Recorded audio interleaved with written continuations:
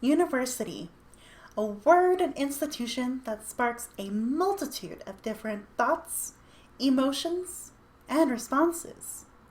For first year students, there is the excitement, hope, and optimism for the future.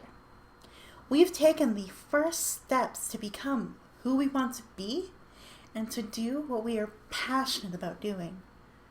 I remember being in the same position, surprised and excited that I managed to get admission into the University of Alberta in the education program.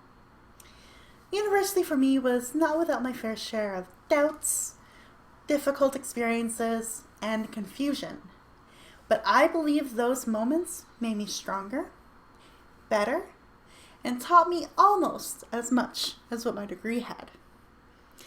Let's go back to the beginning. Day one of orientation, I was nearly 18 years old, with my birthday being the mark of yet another school year to begin. Signing up for classes had me genuinely excited as I could take classes such as Shakespearean English, Linguistics 101, and continue learning my Spanish. My perfect trifecta, being an English major and Spanish minor. I remember going on the tour, feeling what was like electricity in the air. Students were literally buzzing and seeing each other again, running around preparing for their classes, and the tons of events that were being put on. Classes began that week, and while getting a little lost from time to time, as a first year does, the profs seemed very intelligent, passionate, and I learned what a syllabus was and the expectations for the semester. A little overwhelmed with the coursework and exams very soon to come. The excitement, though, could not be phased for at least a few weeks. Then came the first of many roadblocks that almost deterred me from continuing onwards. Within just 7 months, my family life changed forever as I lost both of my grandparents on my dad's side. Being 18, we don't always have the healthiest ways to cope with such loss. How do I manage this weight while still being expected to go to class, finish assignments, work to pay rent, and have a social life? Yet, I managed some of those things. Work picked up, and suddenly I went to full-time while also attending classes full-time. I avoided anything that reminded me of the pain, which meant avoiding my family and from seeing all of those emotions. Then came one of the bigger regrets I had in my degree. Choosing not to go to classes I didn't enjoy that semester.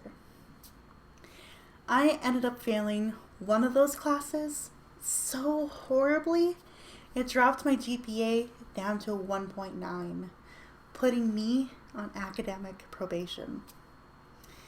Many in my life told me, take a break. Breathe, Violet. You've been through so much. I almost did take that break. What my family, friends, and advisors were saying made sense. Then I realized something. If I were to quit right now, I wouldn't come back. There was a plan in place to work off my probation. It seemed manageable, and I knew I had to do this, not only for myself, but for my grandparents who believed in me. My second year came, and everything changed. I had professors who were made aware of my situation, and they checked in. My one professor sat me down and admitted that this class would be very hard, but he would schedule me into his office hours, and whether I showed up or not was up to me. I knew I had to go. Suddenly, the materials, the theories, and the passion for school came back. University was bringing me a little bit of that hope I had in my first year. The rest of my degree was not without its ups and downs after that point.